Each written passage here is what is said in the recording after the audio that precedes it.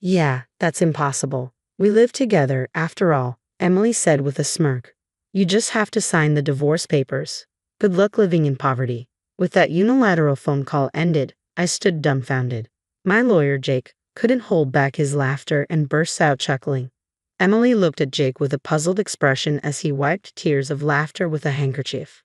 My apologies, Jake managed to say between laughs, but the president is your wife, isn't she? My name is Rose. I've been married to my husband John for 2 years. We don't have children, and both of us are busy with work, even on weekends. We hardly have time to talk leisurely, passing each other by. Despite this, we managed to synchronize our schedules for a yearly overseas trip. When we married, we decided to stretch and purchase an upper floor apartment in the Bay Area, banking on its future asset value. Thanks to this, we're content with our lives. Emily, a close friend from high school, joined me for lunch one day at a cafe near the park. She's still single and has high standards for men, especially in education and income, often checking dating apps.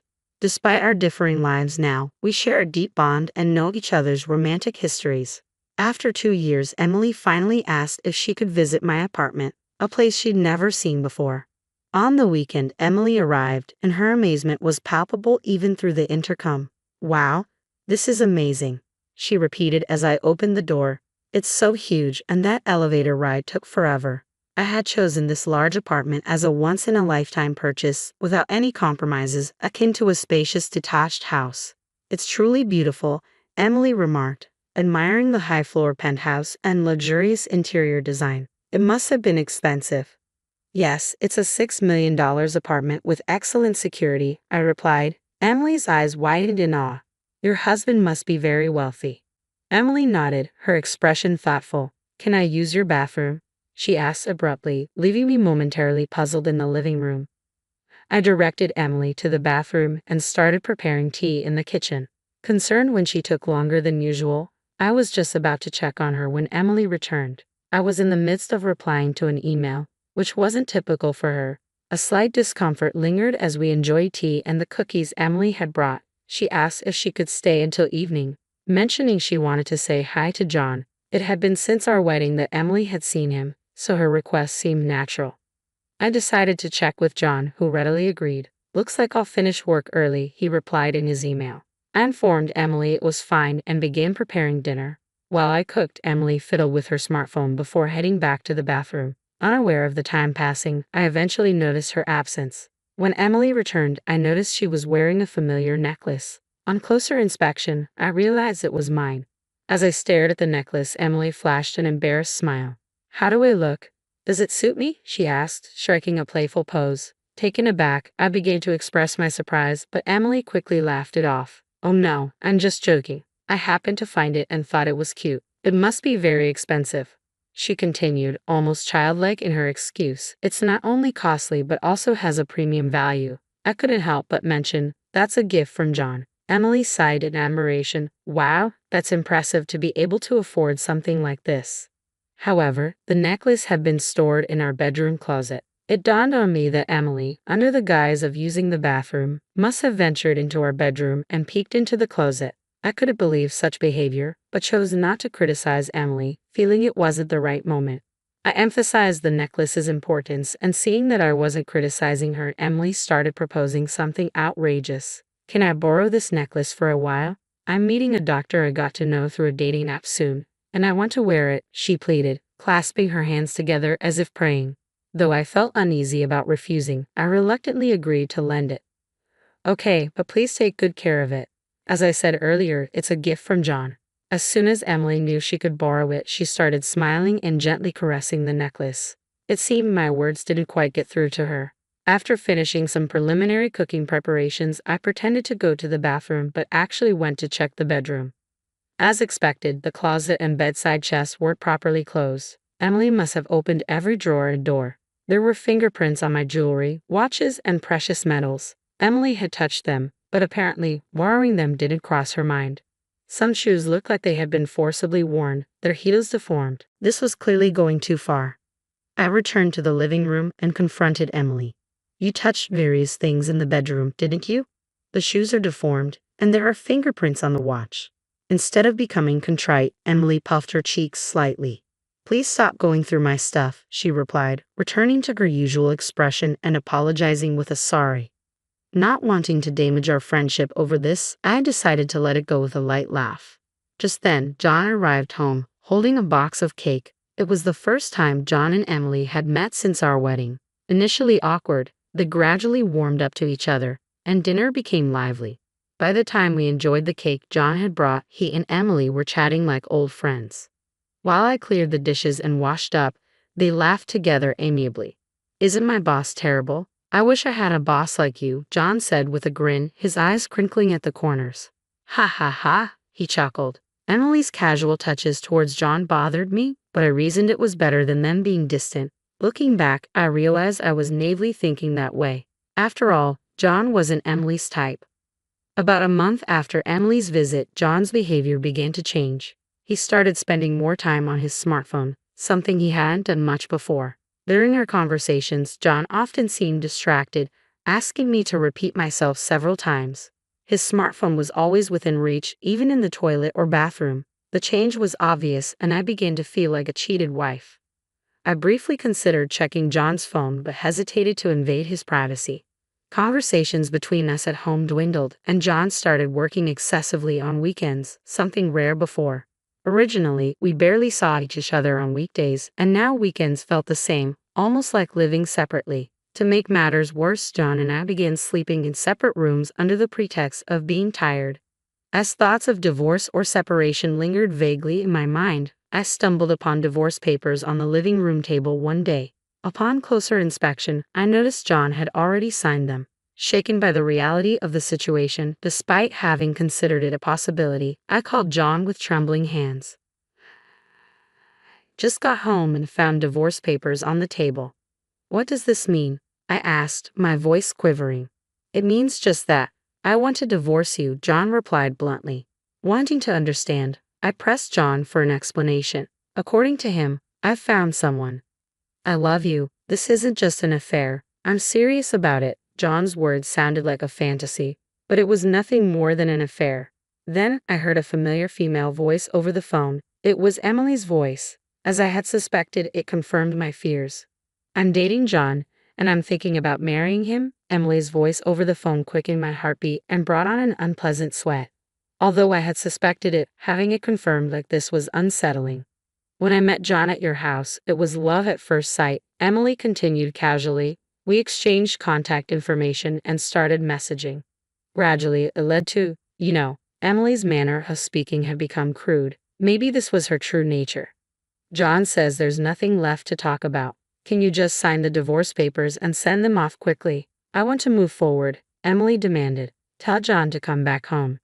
Yeah, that's impossible. We're living together. You just have to sign the divorce papers. Good luck going back to living in poverty, I replied before ending the call. I stood dumbfounded for a while, holding the phone after the one-sided conversation ended. Many sleepless nights followed. John didn't come back home, and I couldn't bring myself to touch the divorce papers left on the living room table. They just sat there, untouched. Moreover, Emily sent me several photos of her and John together, flaunting their relationship. It was clear they were close, but I couldn't understand why they were treating me like this. My mental health deteriorated. I looked pale and sometimes felt vacant even during the day. Concerned friends suggested I see a therapist, and I reluctantly started taking medication, which helped me regain some peace and improved my sleep. I managed to go to work, but then an unbelievable incident occurred. When I returned home from the hospital, something felt off inside the room. When I checked the bedroom closet, bags and jewelry were missing. The count of jewelry and watches in the chest was off too. There was only one person who could do this. Why would she go this far? What had I ever done to deserve this? My insomnia returned, and I spent my days dazed and sleepless. During counseling at therapy, I mentioned the theft at home, and they strongly advised me to consult a lawyer. I contacted the company's lawyer, Jake, and arranged a meeting. The first thing Jake asked during our meeting was, "What would you like to do?" "I'll get a divorce. I want those two to face proper consequences," I answered immediately. I was surprised at myself. Just a short while ago, I was wondering what to do. It came out so easily from my mouth. Perhaps deep down, I did want to punish them after being tormented so one-sidedly. It felt fair to fight back. A week later, I received a call from Emily. I had sent her a certified mail. Hey, what are you thinking? Sending a certified mail to my office? Emily sounded furious, her voice filled with rage. You should have expected at least this much for what you've done. Anyway, I've left everything to my lawyer now. I hung up the phone. Emily tried calling several times after that, but I ignored all her calls. Then, I received a call from John. I had sent a certified mail to his parents' home. Apparently, the affair had caused a huge uproar at his home. I wanted to laugh at his self-inflicted troubles but restrained myself. Not feeling satisfied with just leaving it to Jake, I decided to meet them. I wanted to confront them thoroughly. Jake arranged a meeting at his office a few days later. They reluctantly showed up at Jake's office. I expected them to bring their own lawyer, but they came alone. Emily burst through the office door roughly, John following, looking uncomfortable. Finally, I get to meet you, you coward. Emily didn't hide her indignation, but John stepped forward to try and stop her. Because of you always running away, our wedding keeps getting delayed. Emily seemed ready to throw her bag at me any moment, while John struggled to hold her back. I watched them with a pitiable feeling. Jake nodded at me slightly. Please stay calm. Any violence or abusive language will result in immediate police notification. Emily stiffened at the mention of the police, and with Jake's intervention, both Emily and John calmed down and took their seats across the office table. The discussion began. John, you were seeking a divorce, correct? Jake started. Emily sat arrogantly while John slouched, looking diminished. We agreed to the divorce. However, given the affair, we will claim damages. Do you have any objections? John's face clouded over. I'll agree to the divorce. Just don't contact us after paying the compensation. I quietly nodded in agreement. Emily looked displeased, perhaps expecting more resistance from me. As Jake started discussing the alimony amount, Emily snapped. I said any amount is fine. We have more money than we know what to do with. She crossed her arms arrogantly. Jake looked at her with interest. Oh yes, don't you know? John is the president of a jewelry company with an annual turnover of $67.6 million. John looked up, flustered, and tried to restrain Emily's arm. Her face flushed with excitement as she continued. Damages for an affair are nothing to us. I'll even give you a fair share of the property. John desperately tried to calm Emily, but she shook off his hand and kept talking. Your salary must be barely enough to live on, right? Emily laughed. Jake couldn't contain his laughter and burst out laughing. Emily looked at Jake with a puzzled expression as he wiped tears with a handkerchief. The president is actually this lady right here, Jake managed to say between laughs. Emily, unable to comprehend, gaped open-mouthed. John hung his head, his body trembling slightly. John is just an employee without any title at the company. I am Rose's company's legal counsel, Jake asserted. Upon hearing this, Emily burst into laughter. What are you talking about? Are you really a lawyer? Is it okay for lawyers to lie? She taunted. Jake replied calmly. Why not ask J.N. himself whether what I said is true or not? J.N., meanwhile, was biting his lip, looking down. Emily, perhaps feeling uneasy, grabbed John's arms and started shaking him. You said you were the president of a jewelry company with a turnover of $. Emily began, her grip tightening on John's arms as she became more frantic. Answer me, it's not a lie, right? In a faint, hoarse voice, J.N. whispered, I'm sorry. The room fell into a deep silence at his admission. Emily's hands, which had been gripping John tightly, fell limply. You said you were the president, Emily murmured to herself in disbelief. J.N.'s single apology plunged Emily into despair. Trembling, she stood up abruptly. This is all a lie. There's no way you're the president. Emily accused me, pointing a finger. Why didn't I know about this? After all, we shared everything. Just because we're best friends doesn't mean I share everything, especially with you. We're so obsessed with money. I replied calmly, meeting Emily's gaze directly without averting my eyes. Emily slumped down as if all her strength had left her. Then what about that house? She asked weakly. Of course, the house is in my name, so John will be the one leaving, I stated firmly. Emily fell silent, and John kept his head in his hands. John probably didn't want to come here. He knew this would happen. I continued evenly. But not coming would have been worse. Whether he came or not, this was inevitable. Now, Jake interjected, let's begin to disclose the evidence. I had gathered the photos first, John and Emily together, the ones she had sent to my phone. Jake placed an IC recorder on the table and played the recorded conversation. Why would you send me something like this? I was just sharing a bit of our happiness with you. Emily's voice played through the recorder. John seemed to be holding back tears. Are you still clinging to him? I just want the divorce done quickly. I know what you're clinging to, John's income. He's the president of a jewelry company with a turnover of $67.6 million, right? You hid it because you thought I might take it, right? Emily's voice was laced with accusation. Emily, embarrassed, covered her face with her hands. Hurry up and divorce. Leave that tower, man. It'll soon be mine. Too bad J.N. didn't come back. I'll give you as much alimony as you want, you poor thing. Your aim was not John but his money. I'm speechless at how John was deceived by that. John looked down, tears staining his pants. Emily and John fell silent. Do you really think this is the end? What else could there be? Jake's calm demeanor brought a sense of relief. John looked surprised. It seemed he didn't know anything about it.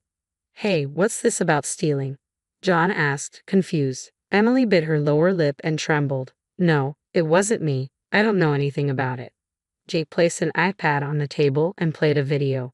The footage showed Emily sneaking into the bedroom, taking bags, jewelry, and other expensive items, stuffing them into her bag. Emily stared wide-eyed at the video. What's this? Why did you film this? Isn't this an invasion of privacy? Emily protested.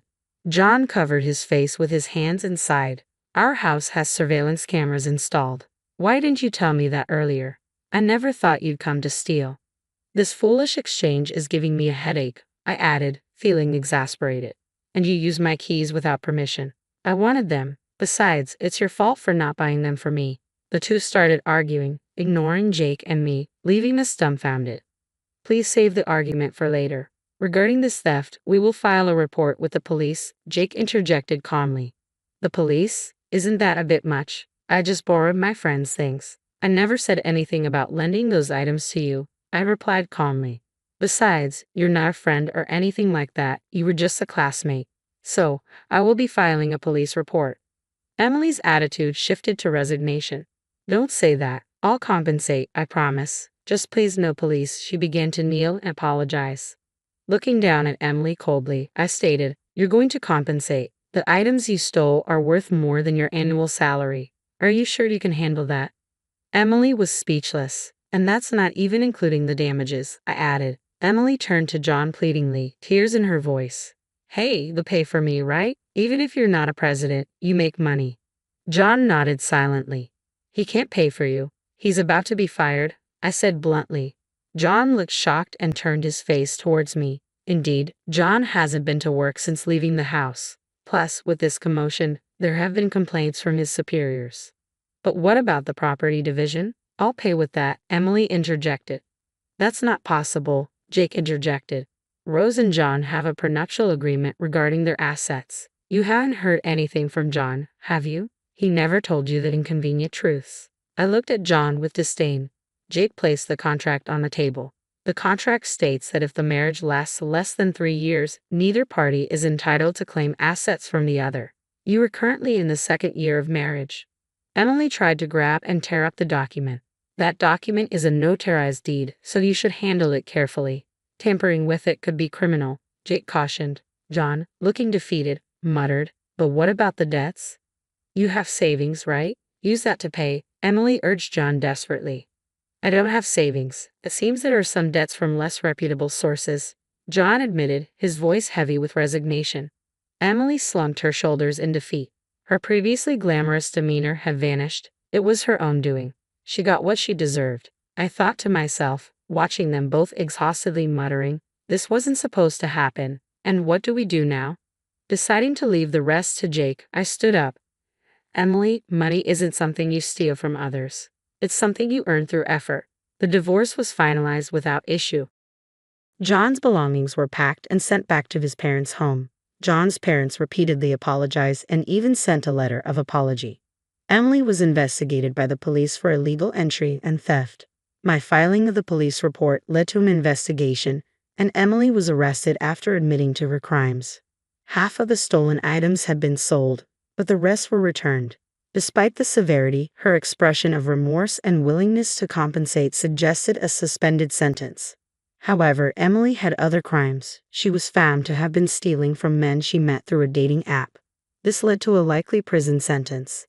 Emily's overreaction to the mention of the police and crime now made sense. John, unable to live in Emily's apartment, moved to an old apartment in the suburbs. He struggled to find work due to his unexplained absence and poor work attitude from his previous job, currently making ends meet with day labor. I continued to receive regular updates about their whereabouts from Jake.